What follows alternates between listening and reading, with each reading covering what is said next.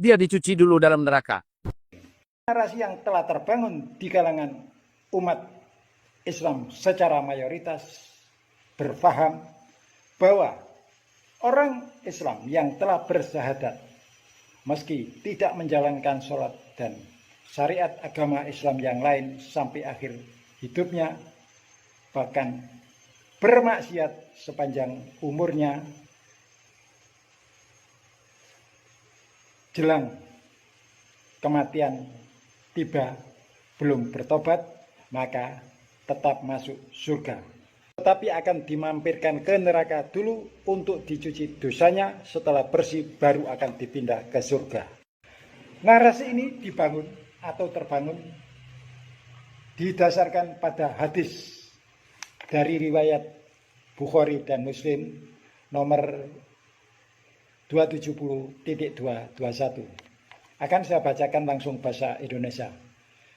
Dari Abu Sa'id Al-Khudri, dari Nabi Muhammad SAW, ia bersabda, penghuni surga akan masuk surga dan penghuni neraka akan masuk neraka.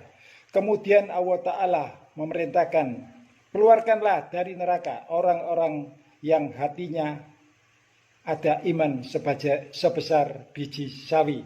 Maka dikeluarkanlah mereka dari neraka yang warna badannya sudah benar-benar hitam, lalu dimasukkan ke dalam sungai kehidupan, dan lalu tumbuhlah mereka seperti biji yang tumbuh setelah air bah. Adakah engkau tidak melihatnya? Sungguh ia keluar berwarna kuning yang melilit. Itu dan Selama dia melakukan perbuatan yang menyebabkan dia masuk neraka, minum khamar, meninggalkan sholat, makan babi, berjudi, menzinahi orang lain dan sebagainya, orang ini wajib diperlakukan kepadanya keadilan, dia dicuci dulu dalam neraka. Tapi ada orang-orang yang kedua. Dia orang yang baik, tapi kadang-kadang berbuat jahat. Bukankah itu kebanyakan orang ya? Kebanyakan orang, Oke. skenario ini. Nah, maka menurut Al-Quran, mereka ditempatkan dalam neraka dulu. Masuk neraka. Dalam tanda kutip tadi, dicuci sampai habis dosa-dosanya. Oke. Lalu kemudian dia baru masuk surga. Oke. Untuk eternity. Apakah semua orang Islam ini nanti masuk surga? Masuk surga. Walaupun tidak beriman, tetap masuk surga. Itu kepercayaan kita. Ada orang yang maksiat, orang tak sholat, orang yang tidak ibadah, apakah dia masuk surga?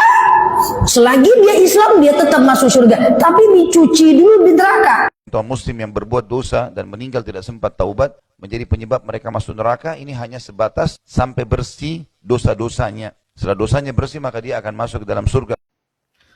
Apakah setiap umat Islam masuk surga? Iya, semua orang yang sudah Islam, yang mengatakan asyhadu alla ilaha illallah, asyhadu anna muhammadar rasulullah, meskipun dia bermaksiat, meskipun dia melakukan dosa-dosa besar, selama tidak kafir, selama tidak batal syahadahnya, kalau dia tidak diampuni oleh Allah, maka dia akan masuk neraka.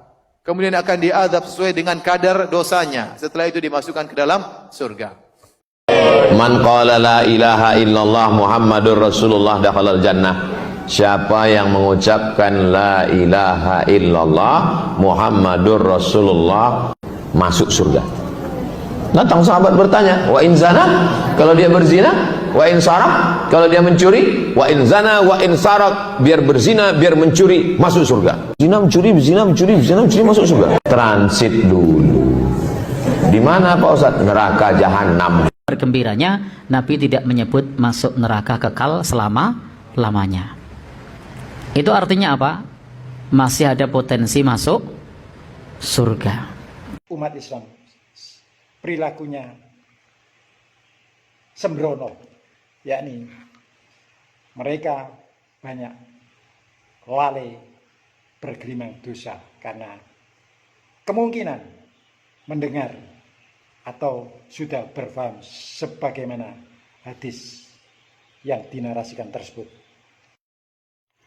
Allah menetapkan hukum secara universal kepada siapa saja dan atau kepada siapapun yang mengingkari Al-Quran, maka vonisnya. Saudara sekalian, perlu juga kita sadari bahwa di neraka itu bukan penebusan dosa, tetapi hari pembalasan. Ya. Nah, kalau dipindahkan kan seolah-olah kayak penebusan dosa. Ketika nanti orang masuk jannah, mereka kekal di dalamnya dan tidak ada yang dipindah ke nar. Sebaliknya juga yang di nar juga kekal di dalamnya, tidak akan dipindah. Nah, hal demikian karena nar adalah tempat pembalasan bagaimana tadi kami sampaikan, dan bukan tempat penebusan dosa, ya, tempat pembalasan. Nah, pembalasan ketika kita hidup di dunia sudah diberi petunjuk, diberi penjelasan begini, nanti kamu begini hasilnya ini kayak gini, ini kayak sudah ada.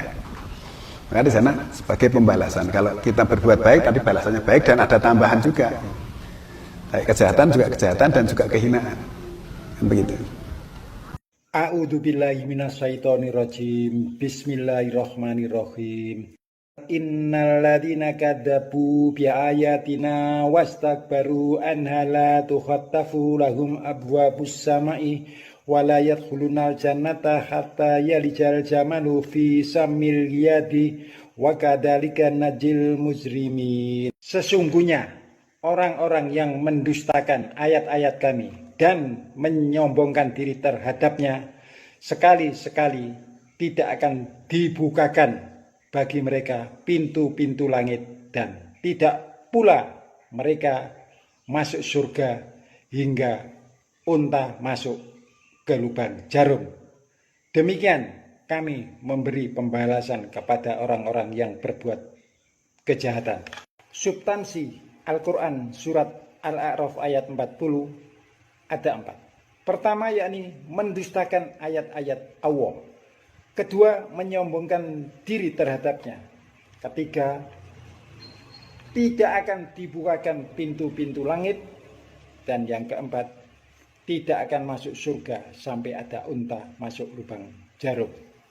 Mari kita urai satu persatu secara detail agar kita tahu apa, siapa, dan bagaimana. Sehingga kedepannya kita berperilaku sesuai dengan Al-Quran. Yang pertama yakni mendustakan ayat-ayat Allah. Nomor 1, yakni orang yang tahu kebenaran Al-Quran tetapi sikap dan perilakunya memutarbalikkan kebenaran Al-Quran tersebut, atau boleh dibilang orang munafik. Nomor 2, yakni orang yang tahu kebenaran tetapi mencampur adukkan dengan kebatilan, atau singkatnya orang musyrik. Yang ketiga yakni orang yang sengaja mengingkari kebenaran Al-Quran, yang disebut orang kafir. Dan yang keempat, orang yang tahu kebenaran Al-Quran tetapi dengan sengaja melanggar Al-Quran, atau yang disebut fasik. Dan yang kelima yakni orang Islam yang tidak mau dan tidak bersedia hidup serta berkehidupan sesuai Al-Quran. Kondisi ini sebagaimana dikuatkan di Quran surat 5 ayat 10 dan Quran surat 20 ayat 124. Yang kedua yakni menyombongkan diri terhadapnya. Maksudnya terhadap Al-Quran, merupakan orang yang sikap dan perilaku dan mindsetnya menganggap bahwa pendapat manusialah yang benar, Al-Quran salah, sehingga tidak akan mengikuti semua yang tertulis dalam Al-Quran dengan perilaku sesuai dengan pendapatnya dan atau mungkin sesuai dengan hawa nafsunya. Yang ketiga yakni tidak akan dibukakan pintu-pintu langit. Maksudnya tidak akan dapat rahmat, syafaat, dan pertolongan dari Allah. Dan amalan-amalan mereka tidak dinilai, tidak diterima, hilang, musnah, dan tidak memberi manfaat pada diri orang tersebut saat hari perhitungan. Dan yang keempat yakni tidak akan masuk surga sampai ada unta masuk lubang jarum.